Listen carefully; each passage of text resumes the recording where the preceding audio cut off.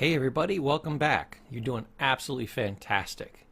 Here you are in section 10, so we're just about halfway through. You're doing fantastic. I'm going to tell you something that I know about you, even though I don't know much about you. It's that you're a winner. How do I know that? Because 80% of everybody who's going to drop out has already dropped out. There's very few losers here, I'm telling you. How do you win? You go out there, you search for information, and when you finally find a treasure like this, you don't let it go. You don't quit partway through, you don't quit halfway through. I'll tell you a story. I was actually buying some books. I found this really cheap bookstore in New Hampshire, and they would sell the books for maybe 25 cents, 50 cents. So I would grab a bunch. I knew what all the good self-help books were, and I found one on physical and sexual abuse. And I'm flipping through it, and all of a sudden these Polaroids drop out. There was like 3 or 4 of them. And this woman was horribly beaten. And apparently, she went old school. She took some Polaroids. These are the early selfies, right? She took them in the mirror, and you could see how her face was just brutalized. And she had one where her arm was just all gouged up. And she took it to remind herself that she needed to do the work, to not forget, to turn this situation around. So I took those in one hand, I'm flipping through the book, and I noticed she got about 2 chapters in, maybe about 30 pages. And you know what she did? She had the secret of how to turn her life around. She had the perfect book, really, for how to make that happen. She had taken visual evidence to try to motivate herself. And then about an hour into reading the book, she quit, and she sold it for about 10 cents. Don't ever do that to yourself.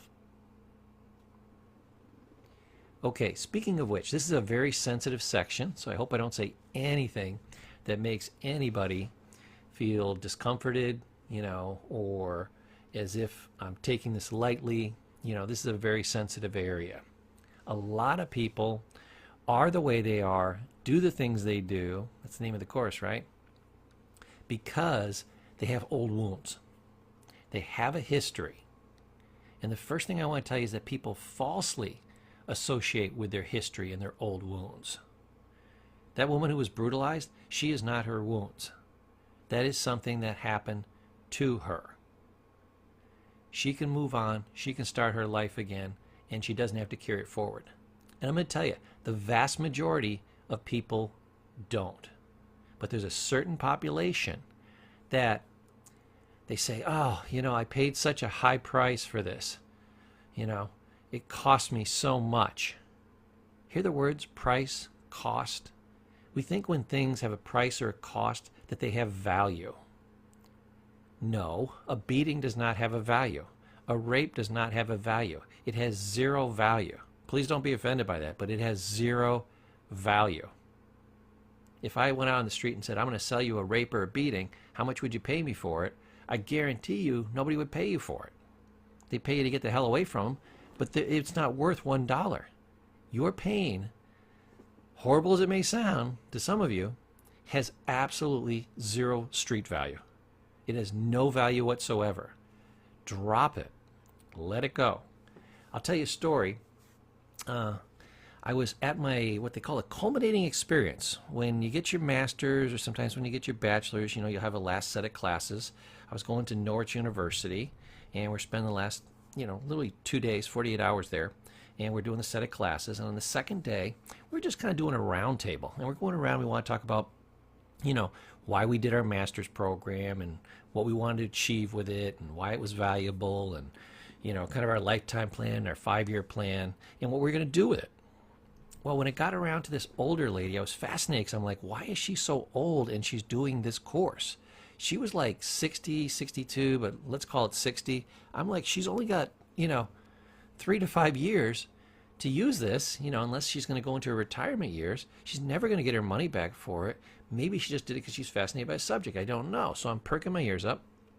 And she tells this, horrible story of, I had a bad childhood, and, my parents weren't very responsive to me, and I was sexually abused a couple of times between the age of like 6 and 9, and she just never ever got over it. So she took a bachelor's. She went to 4 years at university, and she said, I thought, I had tried different therapies and those types of things, and it just didn't work for me. I said, I'll go to school, and maybe I'll learn something that will be the secret that will help me get past this. And she said, well, that's what I'm doing in the master's program too, because the bachelor's didn't work for me. So I said, well, I'll take another 4 years. I'll go to a higher level. That's got to be where all the good answers are, right? And hopefully I'll find something. So my question to her was, did you? She looked really sad and almost became tearful and said, no. I said, well, here's my suggestion. Start your life over. She's like, what do you mean? Well, you're at this point in your life. You draw a line in the sand. And you say, today is the first day of the rest of my life. And you move forward. You leave the past in the past. And you move into the future. Do over. I said, Bill Cosby used to have a little joke that he used to tell. And it was about, just playing stickball with the kids. But I always remember this one little phrase. He said, do over. He said, sometimes you're playing stickball with the kids, you're playing baseball, and the ball, you'll hit it right down the line. Nobody can decide, is it in, is it out? And the kids just can all agree on one thing. Do over. Okay. And you play it over again.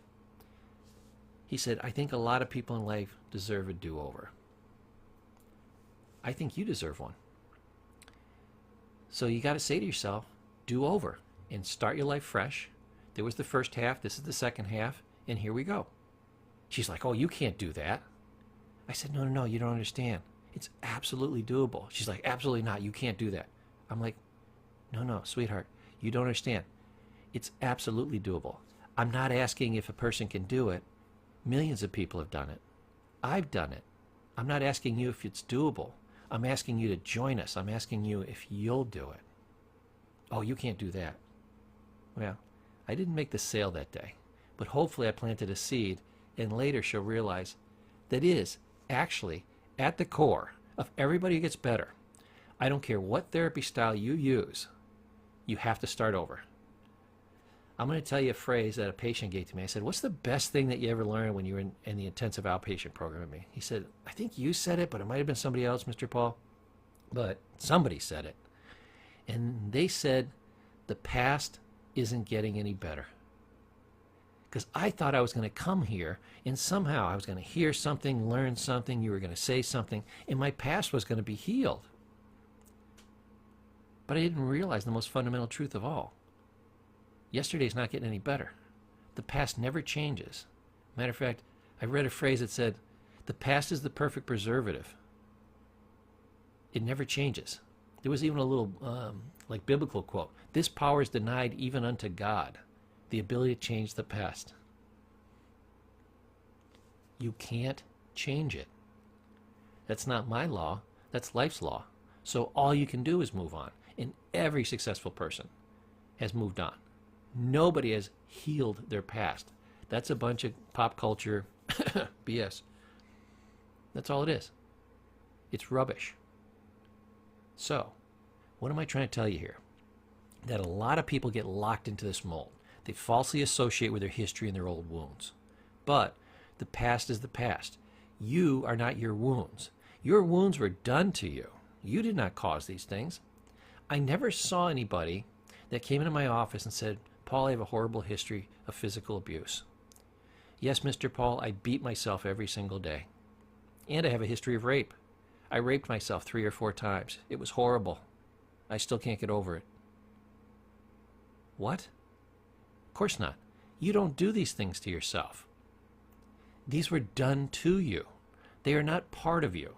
They tell me a boatload about the person that did these things to you. They're evil. But it tells me absolutely nothing about you, except you're strong, you're a survivor, and you sought out help, which means you're a damn genius. That's all I know about you. That's all that tells me. It tells me it happened, it was horrible, and it's over. Last thing it tells me, I know job one, you need to move on. Your past does not equal your future. Now, let's look at one of the biggest secrets of psychology, and it shouldn't be, It's that suffering is the pain that we hold on to. And you'll see how this links in a minute. The strangest thing is that patients don't seem to want to let go of their pain. Like I said, they think it has value. They've had it a long time. They're used to it. They falsely think that it's part of them. It isn't. They sometimes get secondary gains from this. Every time, something goes wrong, they got an excuse. Well, I had a poor childhood, or if you grew up in my house, you'd do this too. It becomes some kind of secondary gain, or I can tell this story and people feel bad for me, or I can tell myself this story and this will explain a lot of things that I don't really want to take credit for, that are bad in my life, that maybe I need to take credit for and change. So there's a lot of little secondary gains. There's a million of them.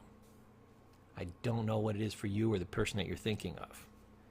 Because I'm not necessarily, of course, in this course, talking about you.